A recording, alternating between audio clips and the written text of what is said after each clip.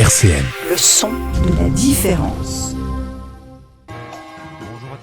Bonjour à tous, vous écoutez Parole de paix sur RCN, Radio Caraïbe Nancy 90.7. Vous écoutez notre émission Parole de paix le jeudi à 11h et le vendredi à minuit, on peut réécouter ça la nuit. Nous sommes toujours sous état d'urgence sécuritaire et sanitaire que nous dénonçons au détriment des urgences sociales et environnementales, et nous nous enfonçons dans une société de plus en plus autoritaire de surveillance, de contrôle et de violence. Parole de paix, c'est un magazine humaniste d'information, d'analyse et de discussion proposé par un collectif d'associations nancéennes. Notre collectif échange autour des conditions nécessaires à la paix, à faire humanité, mais aussi sur des conflits, des guerres et leur préparation.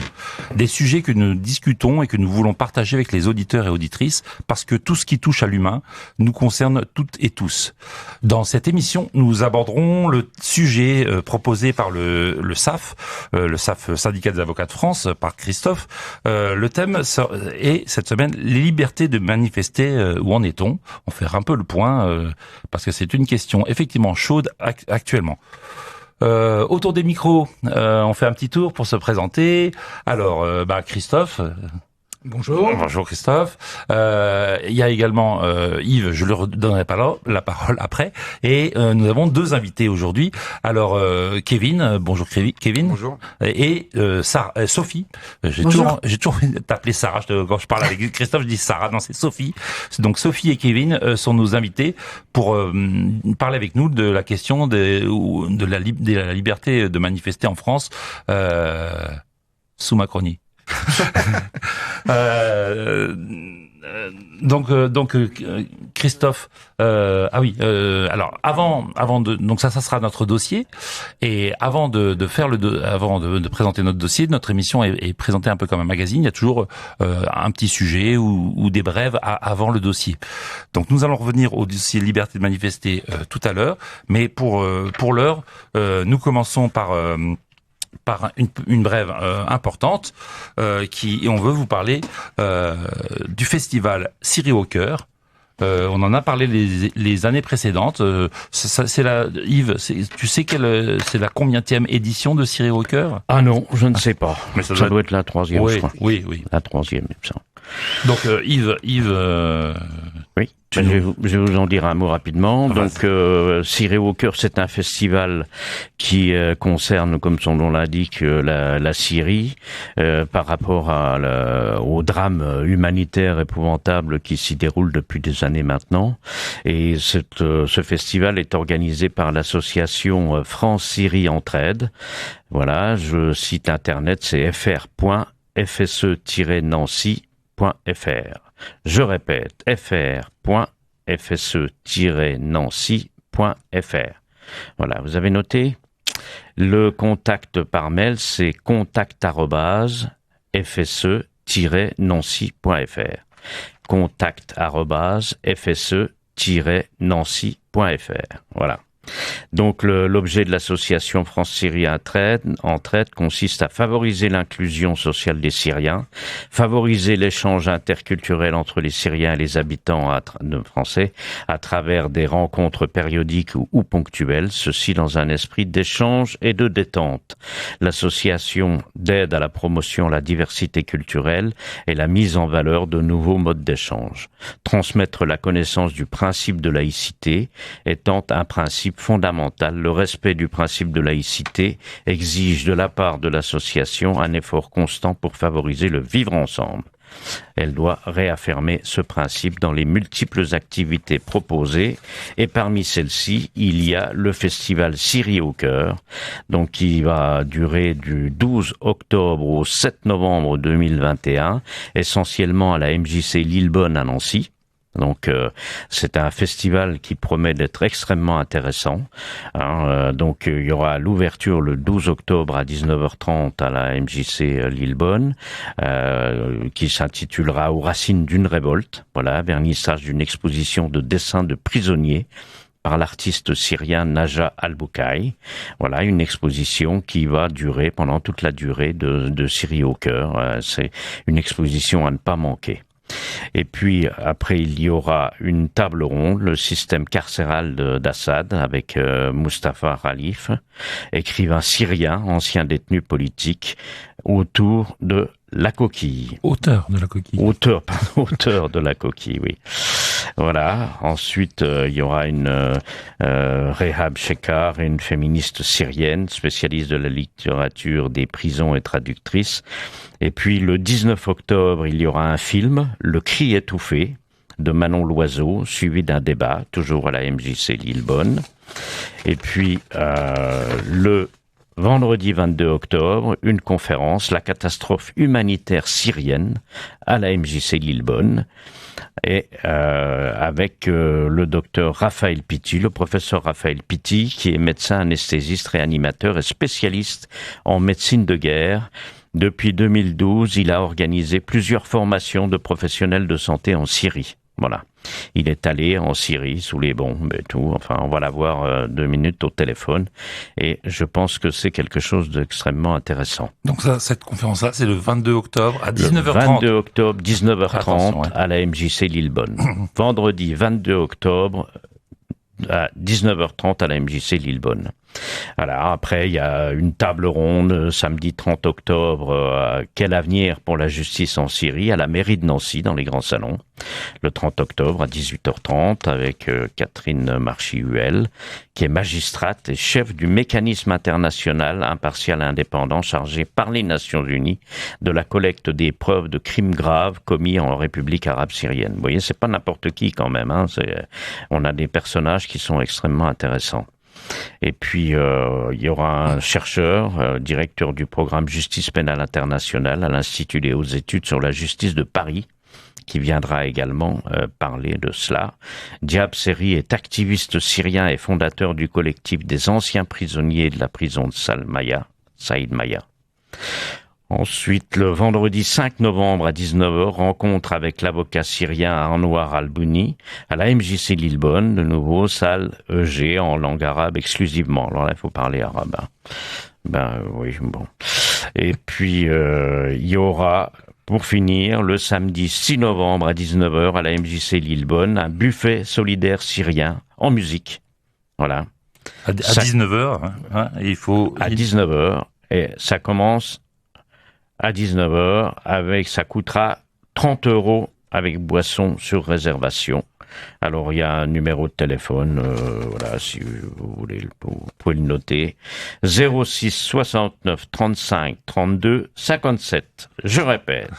06 69 35 32 57. C'est pour pouvoir participer au buffet solidaire syrien et ça coûte... en musique, hein, tu l'as vu. Oui, en musique, oui, j'ai dit. Oui. 30 €. À ne pas rater, évidemment. Voilà. Et il y a un marché aussi d'artisanat syrien tout le week-end à la MJC Lillebonne, le 6 et le 7, hein, de 11h à 19h. Oui, voilà, donc, c'est ça. Voilà. Ça, j'ai pas dit, mais bon, parce qu'on n'a pas beaucoup de temps. Alors maintenant, on va avoir la chance, un signe de communiquer par téléphone avec le professeur Pitti. Monsieur Cyril. Vas-y. Ouais, vous êtes là, monsieur Pitti ? Oui, tout à fait. Je vous entends bien. Merci, monsieur le professeur, d'être avec nous. Donc, Yves Lubraniecki et toute l'équipe de Parole de Paix vous remercie de votre présence. Alors, si vous pouvez déjà nous expliquer en quelques mots qui vous êtes, monsieur le professeur. Écoutez, je suis médecin. On peut donc considérer que je suis médecin humanitaire. J'ai d'abord une carrière militaire jusqu'en 2004. Puis ensuite, je me suis consacré essentiellement à l'activité humanitaire, tout en ayant eu pendant quelques années encore, jusqu'en 2014, une activité de réanimation à la polyclinique de Gentilly à Nancy. Et puis, depuis 2014, j'ai 2 activités essentielles, l'activité humanitaire et puis au même temps conseiller municipal de la ville de Metz, plutôt en charge des solidarités et des migrants. D'accord. Voilà pour ce qui concerne mes activités. Et puis pour la Syrie, je suis engagé avec l'Union des organisations des secours et des soins médicaux, l'UOSSM, qui est une ONG internationale maintenant, une des plus importantes qui travaille à l'intérieur de la Syrie. Et donc j'ai la responsabilité dans cette ONG de la formation des personnels soignants. USSOM. UOSSM, Union des organisations des secours et des soins médicaux. UOSSM. UOSSM, très bien. Et donc, on vous a vu à la télévision, d'ailleurs, récemment, à plusieurs reprises, et il y a eu un documentaire qui est passé sur quelle chaîne? Rappelez-moi, c'est la 3, je crois. Sur FR3 Lorraine. Oui, c'est ça. Et le documentaire est toujours en replay, au moins pendant un mois. Voilà. Oui. On cherche USSOM et OSSM. Oui. Oui, c'est Au nom de l'humanité. Voilà. Le documentaire s'appelle Au nom de l'humanité. Voilà. Très intéressant. Alors, quelques questions comme ça très vite sur la situation en Syrie. Alors, il va y avoir dans la table ronde à la mairie de Nancy, on va parler de la préparation d'un nouveau programme en Syrie. Vous êtes au courant de ce programme? En quoi ça consiste? Non, pas du tout. Je ne vois pas. C'est peut-être l'association Cœur pour la Syrie qui met en place ce programme. Non, je ne connais pas du tout leur programme. Bon. J'interviendrai, moi, sur la situation sanitaire en Syrie et sur, bien évidemment, les crimes de guerre qui ont été commis, en particulier contre les hôpitaux et les personnels soignants, puisqu'il y a eu, durant ces 10 ans, 973 personnels soignants qui ont été tués volontairement, c'est-à-dire non pas assassinés. qui ont été véritablement assassinés, et d'autres, bien entendu, dont on n'a pas le nombre, qui sont emprisonnés parce qu'ils soignent dans les zones qui sont tenues par les rebelles. Ah oui. Et le système sanitaire est particulièrement visé par le pouvoir en place. Oui. Depuis 2012, et je peux en témoigner, puisque la première fois où je suis rentré, 3 jours après mon entrée en Syrie, l'hôpital dans lequel je me trouvais à Dana a été bombardé durant la nuit, et nous avons été obligés d'évacuer tous nos blessés, les soigner bien évidemment avant, les évacuer, nous-mêmes, les 4 médecins dont nous étions, nous avons dû partir ailleurs, dans une autre ville qui s'appelait Al-Bab, dont l'hôpital de la ville était déjà détruit, et nous avons travaillé dans un hôpital clandestin. Les hôpitaux, les centres de soins primaires, les centres d'ambulance, tout cela est systématiquement ciblé par le régime depuis 2012. C'est vraiment diamétralement le contraire du droit. C'est un crime de guerre. C'est vraiment ce sont des crimes de guerre à chaque fois. Ce sont des crimes de guerre et totalement répertoriés comme ça par Amnesty International et même par l'ONU, bien évidemment. Oui, d'ailleurs, il y a la justice qui est saisie et qui est censée intervenir maintenant sur ces crimes de guerre. Alors, dans le cadre sur le plan international, c'est extrêmement compliqué parce que au niveau du TPI, c'est-à-dire du tribunal international, il faut une décision du Conseil de sécurité, et il y a un blocage systématique de la Russie. Donc on ne peut maintenant qu'envisager que chaque pays éventuellement, usant de son droit universel, peut éventuellement faire un procès s'il y a des Syriens qui, en France par exemple, décident de porter plainte contre Assad ou contre d'autres criminels, ils peuvent le faire auprès de nos tribunaux. Ah oui, d'accord. Oui, parce que il n'y a pas de frontières, je crois, sur les crimes de guerre, non, si je me souviens pas bien. Du tout. Très bien. Alors, je pense que la seule façon de faire, c'est justement d'appeler les Syriens et tous ceux qui ont connaissance et qui ont des preuves, bien évidemment, de porter plainte auprès de la juridiction française.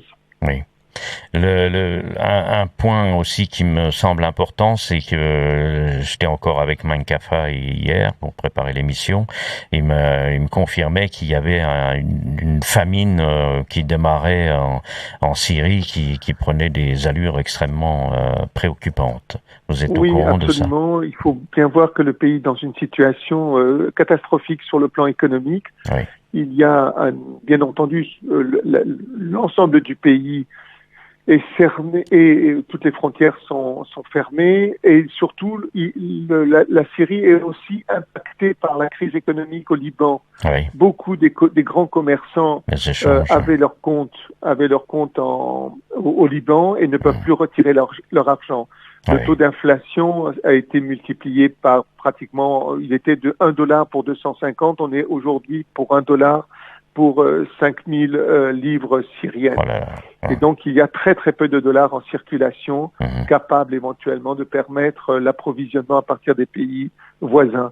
Et donc, cette situation est vraie pour l'ensemble du territoire syrien, pas seulement pour les zones encore entre les mains des rebelles, mais c'est vrai pour l'ensemble du territoire syrien. Et il y a une vraie situation de catastrophe humanitaire qui va se dérouler dans les prochains mois, certainement. Et nous avons d'ailleurs, le Médecins du Monde et l'USSM, nous avons été reçus par le commissaire à l'action humanitaire au niveau européen et nous lui avons explicité justement cette situation qui est dramatique et qui va s'aggraver dans les prochains mois. Et la France, alors, là-dedans, là, Manu, qu'est-ce qu'il fait, là? Alors, pour ce qui concerne la France, elle continue au travers du Centre de crise des affaires étrangères à apporter un soutien humanitaire. Mais bien évidemment, il y a 12 millions de Syriens en situation de catastrophe, donc plus de 5 millions, 800 000, 6 millions qui sont dépendants de cette aide humanitaire internationale. Et donc la France à elle seule ne peut pas résoudre ce problème, bien évidemment. C'est pour ça que notre démarche a été faite directement au niveau de l'action humanitaire européenne.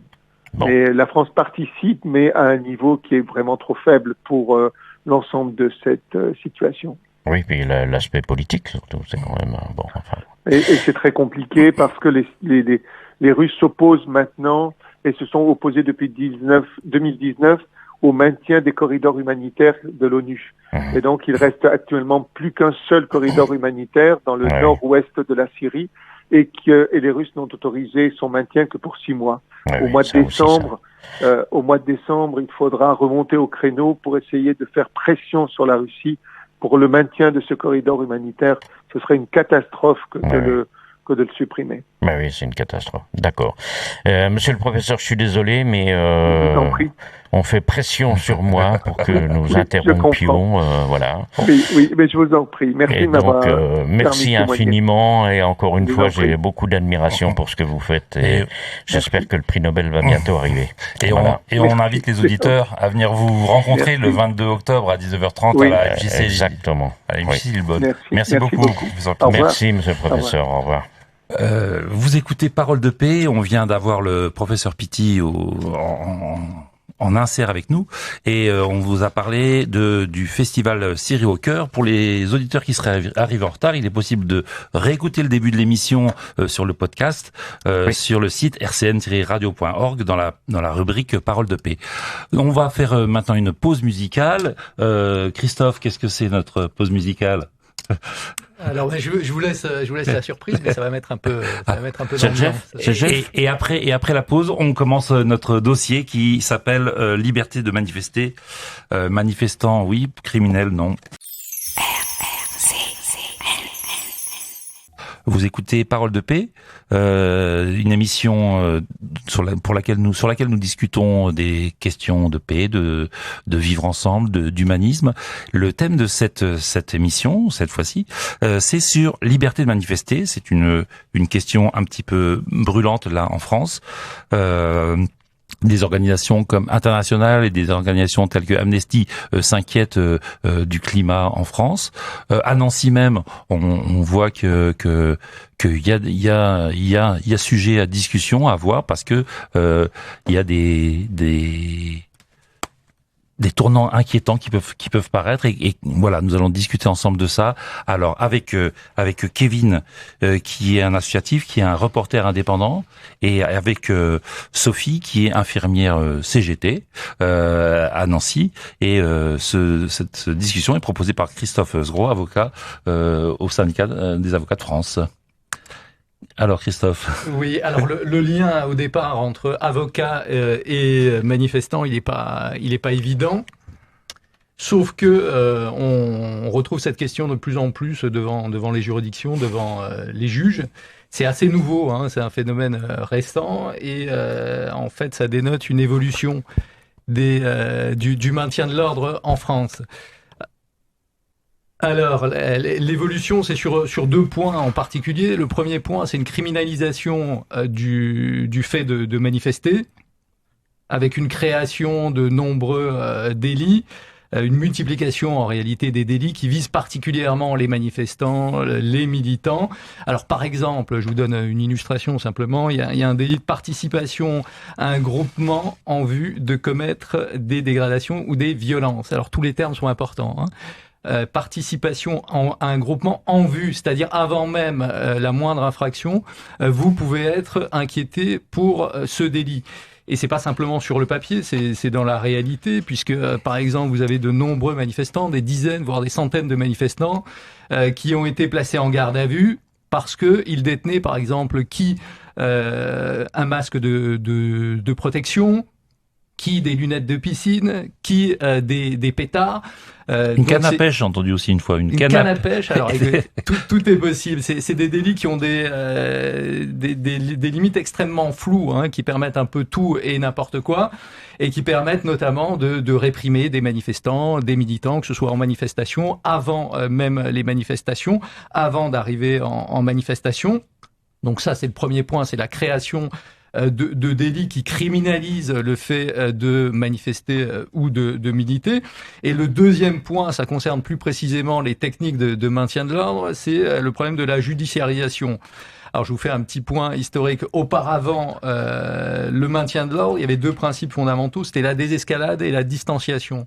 Ça veut dire que les forces de l'ordre restaient en retrait pour permettre de faire baisser la tension, pour que ensuite tout le monde revienne à la raison, qu'on puisse se mettre autour d'une table, qu'on puisse discuter et qu'on puisse négocier sur les revendications qui étaient portées par les manifestants.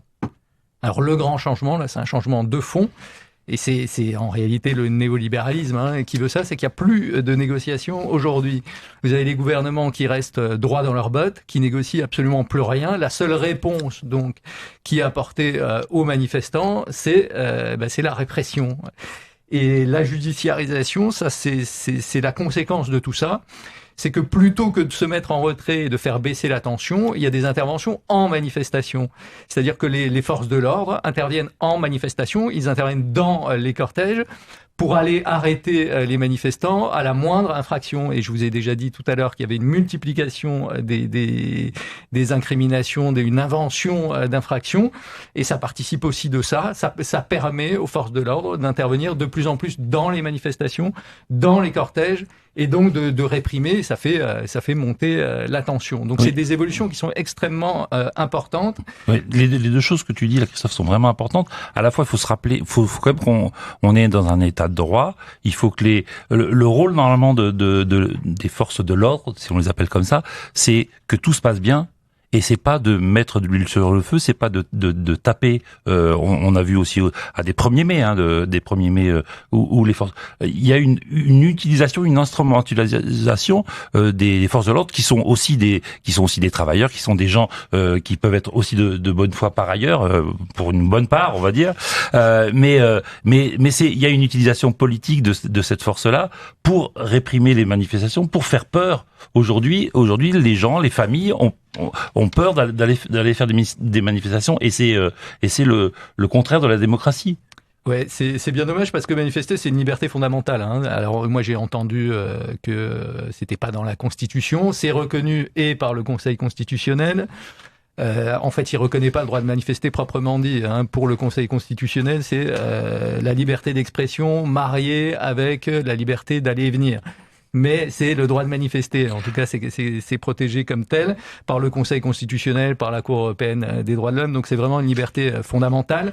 Et c'est même une liberté fondamentale qui est première. Donc parmi toutes les libertés fondamentales, c'est vraiment une liberté fondamentale qui est un tout petit peu au-dessus des autres, on peut dire, parce que c'est une condition de la démocratie, c'est comme ça que le dit le juge, et une garantie d'exercice des autres libertés.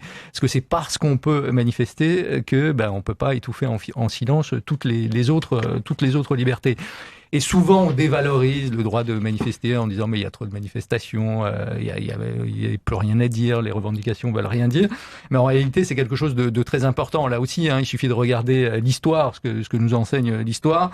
et d'imaginer 2 secondes ce que serait un monde sans manifestation. S'il n'y avait jamais eu de manifestation, on aurait la ségrégation aux États-Unis, on aurait l'apartheid en Afrique du Sud, on n'aurait pas d'égalité des sexes, on n'aurait pas de droit de vote des femmes, et puis on n'aurait même pas eu de 14 juillet ici en France. Donc c'est pour vous dire l'importance du droit de manifester. C'est vraiment quelque chose qui est moteur pour notre démocratie. C'est ce qui permet de changer les choses. Oui. Même plus, j'oserais dire, que le vote. Le vote, il vient sanctionner ensuite ce qui s'est déjà passé dans les esprits. Mais ce qui change les esprits, ce qui change l'ordre des choses, c'est la manifestation. C'est ce qui montre, en fait, ce qui ne va pas.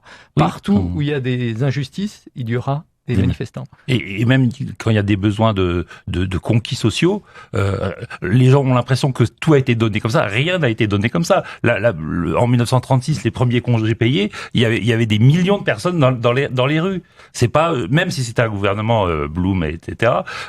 Les choses en France, en tout cas en France, parce qu'on n'a pas la culture anglo-saxonne de la négociation. En France, rien. Moi, je crois que rien. Je sais pas. Il faudrait qu'on me fasse la démonstration s'il y a eu des choses qui ont été données de façon comme ça, sans que des gens aient besoin d'être soient obligés de passer par la rue. Ouais, c'est exact. Mais alors, il faudrait pas parler qu'au passé, parce que ça reste d'actualité. Il y a des injustices encore aujourd'hui. On a même peut-être l'impression que ça se multiplie aujourd'hui, que les injustices se multiplient. Et c'est pour ça qu'il y a des manifestants. Donc quand vous entendez les gens dire mais il y a trop de manifestations parce qu'on manifeste tous les week-ends, il faut pas les croire. S'il y a trop de manifestations, s'il y a beaucoup de manifestations, c'est qu'il y a beaucoup d'injustices. C'est ça le problème. Et encore une fois, les manifestations, ça permet de visualiser, de formaliser ce qui se passe dans la société, ce qui va pas, et de le rendre public. C'est ça le but de la manifestation. Et c'est pour ça que ça doit être protégé. Et le premier rôle des forces de l'ordre, en démocratie en tout cas, face à une manifestation, c'est de protéger le droit de manifester. C'est ça le rôle des forces de l'ordre. Manifester, c'est une liberté. Ça veut dire que c'est pas aux autorités de nous dire où on doit manifester, quand on doit manifester, comment on doit manifester. C'est un peu plus qu'un droit. C'est un droit qu'on exerce comme on veut, où on veut et quand on veut. C'est ça, la liberté de manifester. Le rôle des autorités, c'est d'abord de protéger l'expression libre des idées et des opinions, et ensuite et garantir que tout se passe bien. Et ensuite d'éviter tout à fait les troubles de l'ordre public, mais toujours de façon proportionnée. L'usage de la force, il faut qu'il soit strictement nécessaire. Et là, c'est pas moi qui l'invente, c'est dans les textes du Code de la sécurité intérieure. Strictement nécessaire et proportionné. C'est les deux principes qui doivent guider l'action des forces de l'ordre. Quand on regarde la réalité, on se rend compte qu'on n'est pas exactement dans les clous. Mais c'est comme ça, en tout cas, qu'on a ça dans les textes. Et s'il y a un trouble à l'ordre public, alors la mission des forces de l'ordre, et la seule qui est prévue par les textes, qui est prévue par la loi, c'est la dispersion des manifestants. C'est pas de châtier, c'est pas d'enfermer, c'est même pas d'interpeller. La première mission, c'est de disperser les attroupements. C'est ça la mission des forces publiques. Mais pour garantir ces éléments démocratiques en France, il y a aussi le rôle des médias qui est là pour expliquer. Est-ce qu'en France les médias mettre de l'huile sur le feu, ou est-ce que, parce que moi quand j'entends les médias, quand il y a des manifestations, j'entends toujours qu'il y a des prises d'otages, qu'il y a des et rarement des explications pourquoi les gens sont en colère, pourquoi et comment se passent les manifestations. Est-ce qu'on peut compter sur les médias en France, et c'est pour faire la transition avec Kevin, est-ce qu'on peut compter sur les médias en France pour apaiser les choses, pour expliquer les choses, pour qu'on soit dans une société plutôt de débat, de démocratie, d'expliquer les revendications des uns et des autres calmement, ou est-ce que, et c'est mon sentiment, on met beaucoup d'huile sur le feu, on met beaucoup de violence, il y a beaucoup de tension, et de la tension entre la police et la population, il y a de la tension partout, et est-ce que c'est une façon qui est choisie de gouverner sous la tension, sous la peur ? Alors, c'est à moi que s'adresse cette question. Non, je lance le débat. Je peux répondre très rapidement sur un point. Il y a, en fait, le paradoxe du droit de manifester, c'est que c'est un droit qui est exercé contre un pouvoir en place, et que, comme je l'ai expliqué, ce sont les autorités, c'est-à-dire le pouvoir en place, qui doivent en même temps protéger le droit de manifester. Donc on voit bien là qu'il y a un petit hiatus. Donc ça suppose que les contre-pouvoirs soient extrêmement vigilants. Et il me semble que dans le régime dans lequel on est, la Ve République, c'est un peu compliqué. Alors, on a quand même une grande vigilance des pouvoirs judiciaires, me semble-t-il. En tout cas, à Nancy, on peut dire que les juges peuvent nous écouter. Et je voudrais simplement dire également qu'il y a une décision de la Cour de cassation qui est très importante, qui a été rendue ces derniers jours. C'était sur le problème des décrocheurs, du... On rappelle, les décrocheurs du portrait du président, c'est surtout par des mouvements écologistes qui ont pour protester contre l'inaction. La Cour de cassation a considéré que ça ressortait de la liberté d'expression. D'accord. Donc liberté d'expression, ça peut être individuel ou ça peut être collectif, c'est le droit de manifester.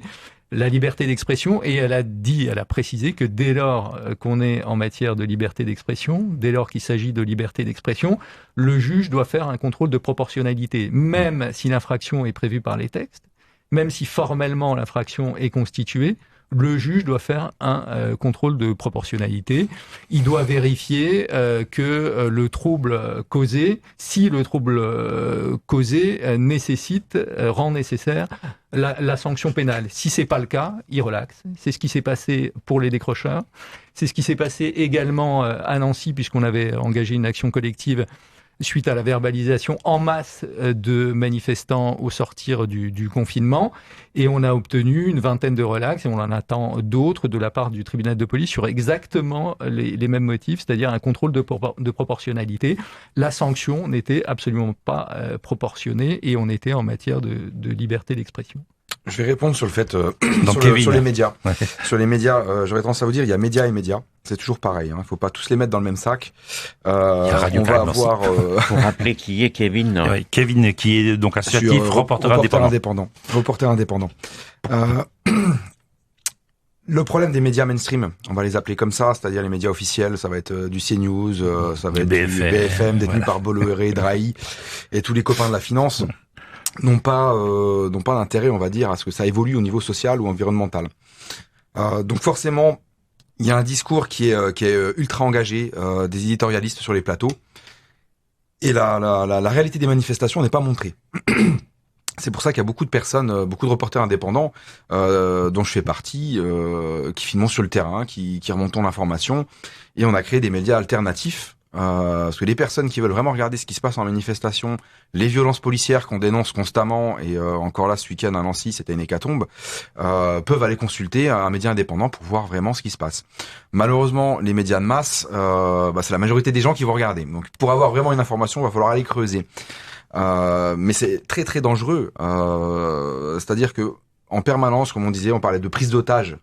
C'est quelque chose qui est assez fort quand même. Hein, quand on parle d'une prise d'otage, c'est ultra violent. Il n'y a pas de prise d'otage. C'est-à-dire que, comme disait Christophe à l'instant, s'il y a des manifestations tous les week-ends depuis bientôt 3 ans, c'est pas rien. C'est qu'il y a un problème. Il y a une détresse sociale, environnementale et démocratique dans le pays. Et malheureusement, ça risque de s'empirer au fur et à mesure. C'est-à-dire que si les gouvernements ou le gouvernement français ne répond pas aux revendications qui sont, à mon sens, légitimes, moi en tant que militant aussi, ça peut qu'empirer. Ça peut qu'empirer. Après, j'aurais tendance à vous dire, les médias évoluent aussi au fur et à mesure. Durant la crise des Gilets jaunes, on ne parlait pas de violence policière. On a mis 3 mois pour parler de violence policière. Donc des personnes qui ont perdu des yeux, des mains. C'était juste grave. On n'a pas vu ça depuis plus de 50 ans. Hein, depuis la répression qu'il y a eu en 61, je crois, contre les Algériens, 62. Qu'il y a eu contre les Algériens, qui ont été balancés dans la Seine. Octobre 61. Voilà, octobre 61. Ça va bientôt être déclassé d'ailleurs, ça va être intéressant. Ça va faire 50 ans. Et en fait, on est là pour montrer ce qui se passe. Donc réellement en manifestation, je parlais de violence policière. Comme disait Christophe, normalement, la police est là pour sécuriser les manifestations. Il y a 15 jours, je discutais avec la DDSP 54, donc qui vient juste d'arriver. Qu'est-ce que c'est, une DDSP? C'est la directrice départementale de sécurité. C'est celle qui va gérer, on va dire, le Beau. Voilà, c'est celle qui va gérer le boulevard Le Beau et tout ce qui se passe dans le 54. Et on discutait. La première fois qu'il y a une femme qui est DDSP. Exactement, ouais. Et moi, elle m'a assez choqué. Hein. Le premier dialogue que j'ai eu avec elle, c'est vous inquiétez pas, on est là pour vous protéger. Ah oui. La police est là pour vous protéger, et on va tout faire pour qu'il n'y ait pas d'attentat contre la police venant des manifestants. Donc on voit déjà qu'il y a déjà une tension avant le début de la manifestation. Donc c'est-à-dire que la police soupçonne certains manifestants de vouloir faire des attentats. C'est des mots qui sont quand même graves et lourds contre la police. le résultat, c'était quoi? C'était du gaz massif. C'est une personne qui est partie aux urgences, une femme qui est partie aux urgences pour rien. Elle a pas acheté de cailloux, elle a pas insulté les policiers, elle a pris une grenade dans les pieds. Elle est partie aux urgences.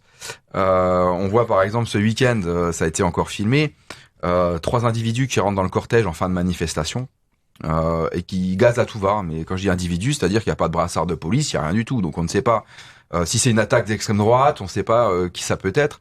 Ça rentre dans le cortège, ça gaze à tout va, et il y a un gamin de 11 ans qui a été gazé au visage à la gazeuse à poivre.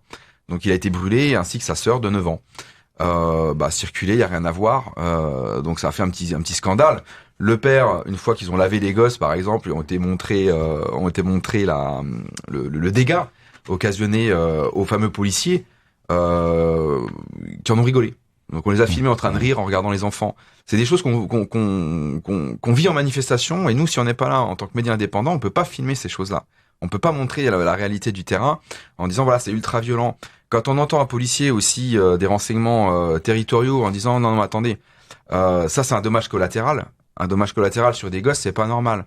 Quand on entend la BAC, c'est sans doute des éléments de la BAC qui sont intervenus sur ces choses-là, en disant mais les enfants n'ont pas leur place en manifestation. Bah oui. Je suis désolé, on est en France, on est dans un état de droit.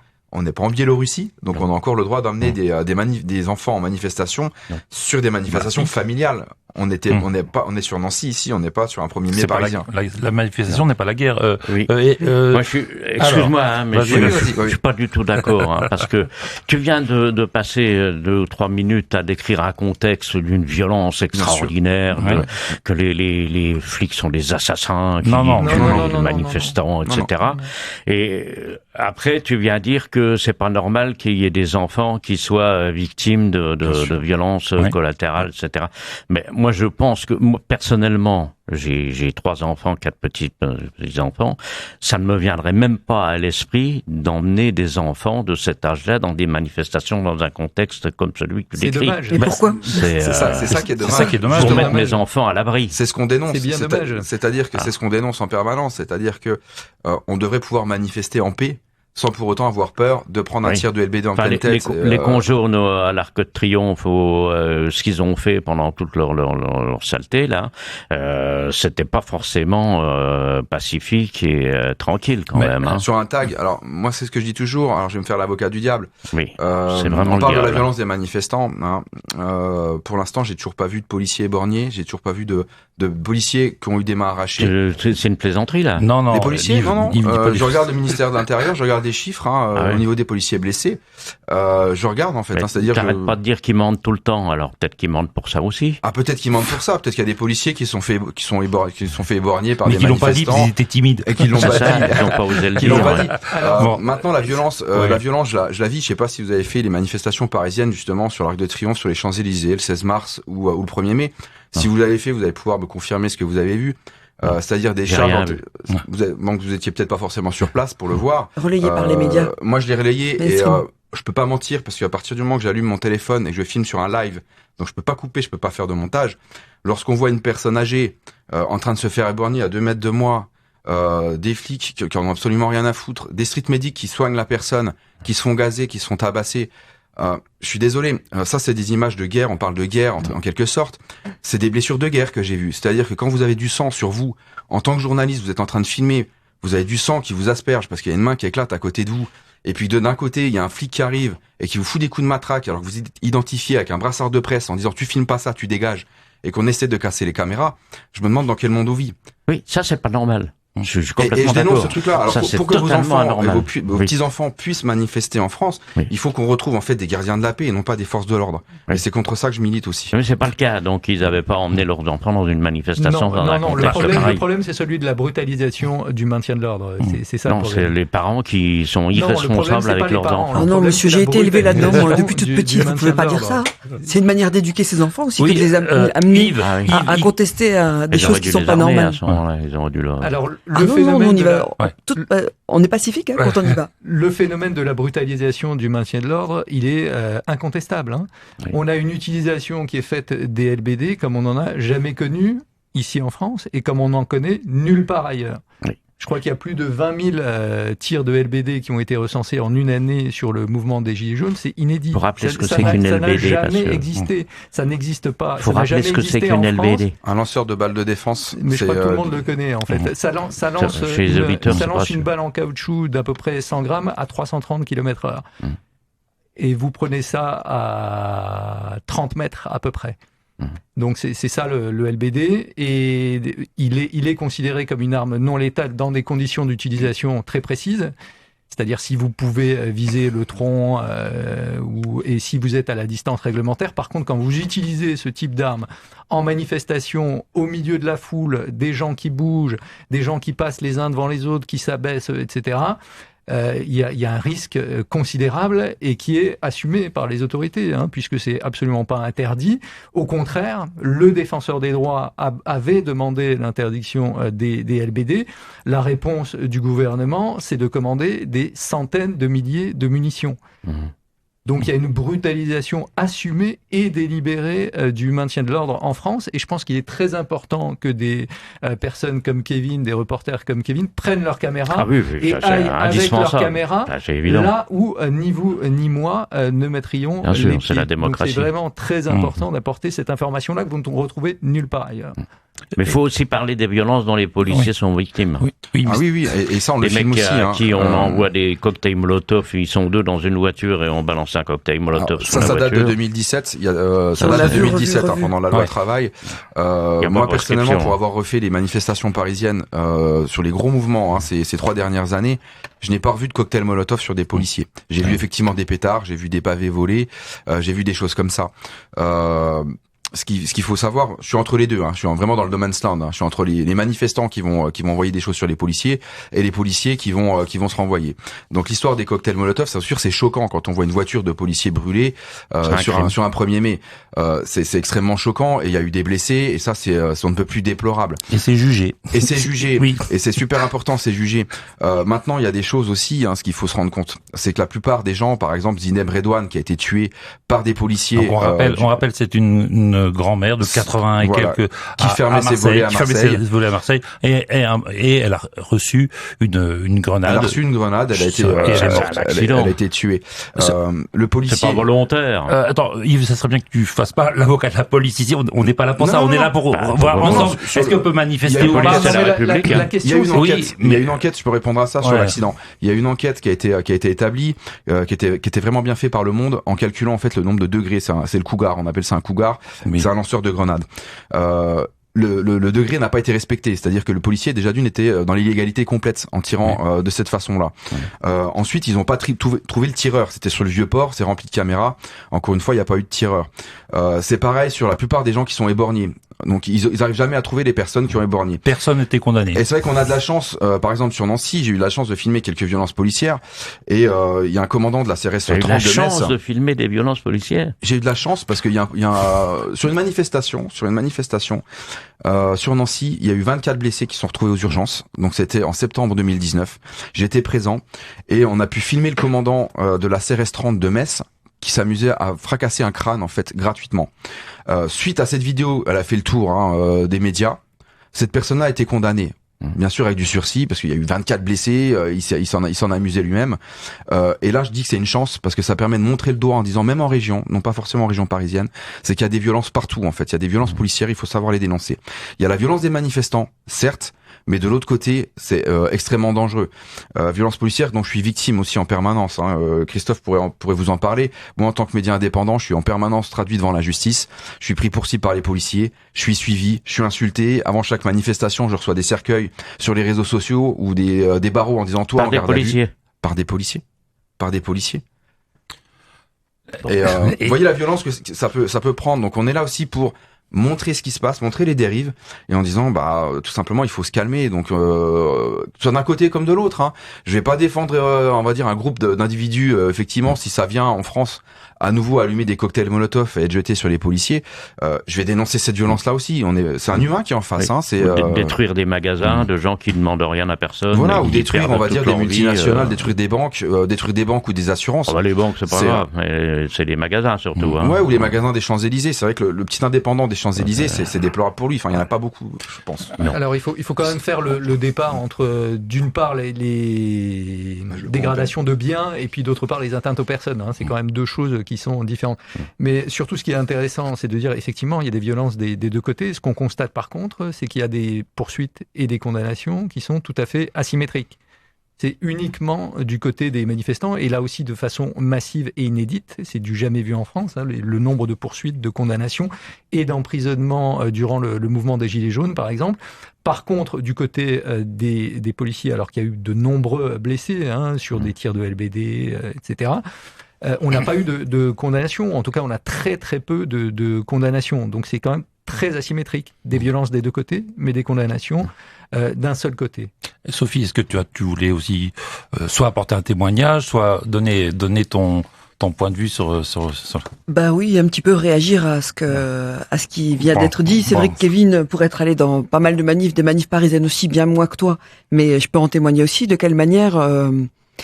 Même, je dirais, la provocation est faite, en fait. Le droit de manifester existe. Et pendant la loi travail, quand on montait à Paris, en fait, on était direct encerclés. Je suis allé aussi au manif sur la loi travail. C'est la première fois que j'avais peur en manifestation, où toutes les rues étaient bloquées par des murs. J'avais jamais vu ça de ma vie. Je me disais, on peut plus sortir si ça chauffe. Et devant, ils tapaient. C'était très, très impressionnant. Bah voilà. Et puis on pouvait pas s'opposer à la loi travail parce que sinon on se faisait... Exactement. Et donc en fait, quand on va manifester, on est quand même dans cet esprit-là, dans ce contexte-là, où d'office on est des malfaiteurs en fait. Et c'est pour ça que quand vous disiez qu'on faut pas y aller avec des enfants, c'est le fait c'est ce contexte-là qui est pas normal en fait. Le fait d'aller revendiquer des choses, d'aller défendre des choses en étant dans la rue, pour que les choses soient sues justement. Moi, je travaille à l'hôpital, dans ce secteur hospitalier. Voilà, c'est flagrant et encore plus depuis la crise sanitaire. On manque de moyens, il y a une gestion insupportable des hôpitaux où la rentabilité est devenue le maître mot. Ça, il faut que les gens le sachent. Et pour que les gens le sachent, la manifestation est un moyen de. Est un moyen de communication. Est un moyen de communication, exactement, parce que. Mais quand les soignants manifestent, on leur tape dessus. On leur tape dessus. Vous avez tout à fait raison. On les applaudit un petit moment et puis après on leur retape dessus. Voilà, c'est ce qui s'est passé le 16 juin à Paris. J'étais à Paris sur la manifestation nationale pour les soignants qui demandaient, on va dire, plus de moyens. Arrivé au niveau de la fin de la manifestation, ça a été accueilli à coups de gaz et des charges intempestives de la Brave. La Brave, tu rappelles, c'est des policiers en moto. Ouais, c'est les policiers. Alors, il y en a un qui c'est les voltigeurs. C'est le retour des voltigeurs. Qui est sur une moto et à l'arrière qui a un bâton qui tape dans tous les sens. C'est ça. Ils sont là pour intervenir et frapper et interpeller. Et ouais, effectivement, donc le 16 juin, par rapport aux soignants, et ça, c'était vraiment dégueulasse. Je le dis comme ça, comme je le pense. Bravo. C'était vraiment dégueulasse. C'est-à-dire que les gens, ils arrivent en fin de manifestation, ils ont passé 3 mois horribles, surchargés dans les hôpitaux. Ils sont gazés, ils sont tirés dessus à coups de LBD, grenades de désencerclement, charge de la Brave, c'est-à-dire ça matraque à tout va. Et il y a une brave femme qui a pété un câble, on peut le dire, qui s'appelle Farida. Elle a pris des morceaux de bitume, donc ça se détache et elle a acheté 3 morceaux de bitume en direction de la police. J'ai vu les vidéos, elle s'est fait arracher, tirer par les cheveux. C'est ça. Et j'étais à ce moment-là, on a pu filmer. J'étais là, on était à ce moment-là en train de filmer. C'est un copain qui a pu filmer la meilleure scène entre guillemets, qui a pu montrer en fait que c'était d'une extrême violence. C'est du gravier sur des boucliers en plexiglas et puis voilà, ça fait pas grand chose, c'est sûr. L'acte il est immonde, mais ça faisait 1h30 qu'elle venait de se faire gazer. Elle avait passé 3 mois horribles dans les hôpitaux à se vêtir de sacs poubelles, à voir mourir les gens, sans avoir les moyens de elle demandait plus de moyens et on l'a accueillie à coups de gaz lacrymogène et c'est comme ça en fait qu'on traite le problème hospitalier en France et c'est déplorable.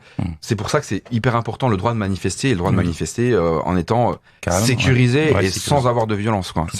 C'est ça la demande. Et dans des lieux qui soient visibles également. Oui, parce qu'à Nancy... Pour donner la parole à... Oui, Christophe, tu veux parler, je pense que... Non, c'était incidemment. Vas-y, mais quand même... Une petite observation, simplement. Non, simplement dans des lieux visibles, pas en périphérie, pas sur le périphérique. À Nancy, par exemple, lors des derniers week-ends, on a eu des arrêtés d'interdiction de manifester en centre-ville. Alors c'est vrai à Nancy, c'est vrai également dans d'autres villes. Je crois que même à Metz, ils ont essayé le week-end dernier. Ça se passe à Toulouse, ça se passe à Montpellier. En fait, ça se répand un peu partout en France, où on instaure dans les villes des zones où il est interdit de manifester, c'est-à-dire des zones, il faut dire à quoi ça correspond. Interdit de manifester, ça veut dire interdit d'exprimer des idées et des opinions. Ça veut dire que dans les centres-villes, sur des périmètres extrêmement larges, vous avez des zones qui sont non démocratiques. Donc c'est quelque chose qui est extrêmement dangereux, extrêmement pernicieux, et il faut absolument réagir contre ce type de mesures. Sophie l'infirmière CGT, voulait reprendre la parole, et après on va rendre l'antenne. Oui, alors juste infirmière CGT, mais pas que en fait, parce que infirmière CGT, je l'assume complètement. On sera justement mobilisé dans la rue le 5 octobre à Nancy à 14h, place Dombasle. Il y a une manifestation et une grève interprofessionnelle et intersyndicale. Par contre, en lien avec le droit de manifester, à 8h15 devant la cité judiciaire à Nancy, il y a un rassemblement aussi, parce que comme l'a évoqué Christophe tout à l'heure, on a été plusieurs verbalisés devant le commissariat de Lobo. 20 ont déjà été relaxés. Il y a d'autres personnes qui ont contesté leurs amendes qui sont convoquées, notamment le 5 octobre à 8h15. Un autre rendez-vous rapidement, le 5 octobre à 13h, devant le tribunal de Metz. Des choristes révolutionnaires, sont convoqués parce que eux aussi, à la sortie du confinement, ont manifesté et ont dénoncé simplement avec des pancartes la gestion calamiteuse de la crise. Et eux aussi ont été verbalisés. Donc voilà, la solidarité, la lutte, elle paye. Voilà, il faut qu'on soit solidaires les uns des autres et on y arrive comme ça. Ouais, super. Merci à toutes. Vive la révolution. Merci à tous. Je rappelle qu'il y a une pétition sur le site d'Amnesty International qui s'appelle Manifestants pas criminels. Il faut aller lire le texte et la signer avant le 31 octobre. C'est où? Sur Amnesty International, tu sais, les Black Blocs. Ok. À bientôt. RCN, www.rcn-radio.org